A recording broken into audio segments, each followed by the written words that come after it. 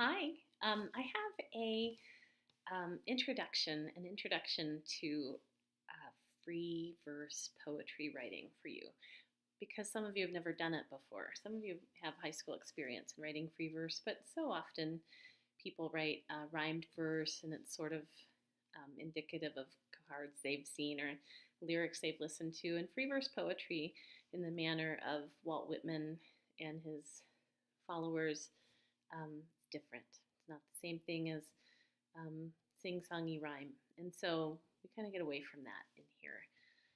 So with this video, you're going to need to have half hour at least set out in front of you, and you have to be prepared to start and stop so that you can do some writing and then come back and do what I tell you to do to produce free verse poetry. When you're writing in rhyme, you typically rhyme, or you typically write toward the rhyme, right? So often we read da da da da da love, da da da da da above, da da da da da wings of a dove, or we might be writing toward meter. Sometimes this sort of writing steers us away from the element of surprise, and writing should always surprise people. Don't bother doing it if you're not going to have the capacity to say something brand new and different. So this exercise aims at having you go deep and just bring up material, and you're trying to surprise yourself and thus also have the potential to surprise a reader with your discoveries. That would be ideal. So here's what to do. Have a notebook and a pen. And I do suggest a notebook and a pen. I'm not going to force you. I can't come to your house and make sure that you're using paper and pen. But for our purposes, it's a lot better for this. There's a mind-body connection, and that nerves that go right down veins, your own blood, sort of circulating through your body, sort of moves to your hand. And that connection has been really valuable to me, that just that nervous, that train that goes from your brain to the end of your hand, and the center of emotion that we see sort of just pumping. And you know me, I'm kind of into like chakras. I just feel like this whole system is connected. And when I type, I don't really feel it, but when I write, sometimes I just grind it out and I do feel it. So I want you to try that too, if you don't mind. And if you just hate it, don't worry about it. I've stalled enough to get you a paper and pen, so here we go. First thing I want you to do is, and don't start until I say, I want you to write nonstop for 5 complete minutes, and it's called free writing, something you've probably heard of before. It comes from the mental health field and the psychology field, but we use it as a writing tool. You may have done it in an English class at some point, but what you do is you write nonstop for 5 whole minutes. Set a clock or have a clock in sight.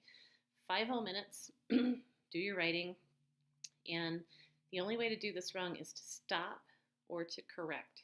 We want to just keep motoring on nonstop, even if you're saying foolishness. So you can write "I hate Karen" 85 times if you want to, but don't stop, and you won't be breaking the rules. So don't stop, and if you spell a word wrong, don't say, is that word spelled wrong, and look it up. And it's not that kind of writing. It's just for you, and nobody else will see it. So I promise you that. But just don't stop. Keep going for 5 minutes. It'll be painful, like 5 minutes.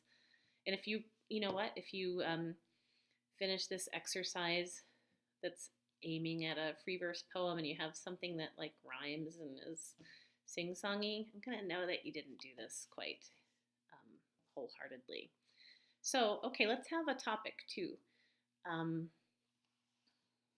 Let's say earliest memory of sorrow, like real sorrow. So right now you're kind of thinking, what's sorrow? Is it different than sadness or disappointment? Sorrow, true sorrow. When was my earliest memory of sorrow? You have poetic license, so you don't have to stick to these guidelines. You can instead go with your most recent memory of sorrow. or you can think about the last time you were disappointed, but we'll start with the idea of earliest memory of sorrow. I know the wheels are already turning a little bit, which is helpful to go into your past like this. You can sort of dredge up something. Now, we're going to start the clock in just a second. And again, the rules, don't stop. Just keep going, going, going. And earliest memory of sorrow, keep the hand going. And know, too, before you get started, we're not going to write a story in a poem. We're going to get these sensations. So don't feel like you have to be logical or narrative or have an arc. You don't have to. You're just going for the emotions right now. Okay, so time yourself 5 minutes, and I'm going to stop this. No, I'm not going to stop this. You're going to stop it, and I'm going to sit here for a second, and then I'm going to pretend 5 minutes have gone by and pick up again. Okay, so ready, go. Okay, should be done now with 5 minutes of free writing. I hope it's terrible. I hope it's a mess. I hope you look at it and feel embarrassed that you wrote anything so awful, because if you did it that way, you did it absolutely right. This is not a finished product. This is the first step in a few steps. Next step, what you do now is I'm going to allow you 7 to 10 chunks. And by a chunk, I don't mean a syntactical unit, not a sentence, probably less than a sentence. It's not a paragraph. It's just a chunk, just a bunch of language that says something. Maybe it presents an image or an emotion or something. But I want you to scan your 5 minutes of writing and circle 7 to 10 units, sections, chunks, less than a sentence. Where you love the language. Now, don't think about whether they go together. That's a later step, right? And don't even have it in the back of your mind. Oh, I'm going to have to do something later, so please don't do that. Just find the good stuff, the part where you've really gotten across emotion, or you've said something so perfectly, or something just makes you so curious, or it's weird, or just circle 7 to 10 things. And you're gonna pause this. You pause it again, and I'm gonna sit here and we'll pretend that you did that, okay? Here we go. Okay, now, next step. You have these chunks. Hope you didn't spend too long on it. It was really just, the exercise is designed just to quickly get you to this point. But now you've got these things. I want you to take those chunks and get a clean sheet of paper, or now you can move to the computer if it's easier. And I want you to, and I think it is easier, I want you to start to arrange your chunks, all right, on the page. I want you to write them down. And the rule here is you can't add very much, right? You might add an article or a connective word, conjunction, something like that. You can alter words like a strong present verb is better than an ing verb, right? Usually in poetry. So you can kind of alter a little, but not very much. I'm not going to give you rules on this, but now you can kind of see if you come up with like a rhyming sing-song poem, it's like flouting the rules. So don't flout the rules. Your chunks should go together in a satisfying way. They can go in any order. You can move things around. You can borrow from that's just your material. You can build with it as you please, mixing things up or leaving things out. And when you're done, stick a title on top and see what you think. Is it a poem? Does it look like something different than you would have written on your own?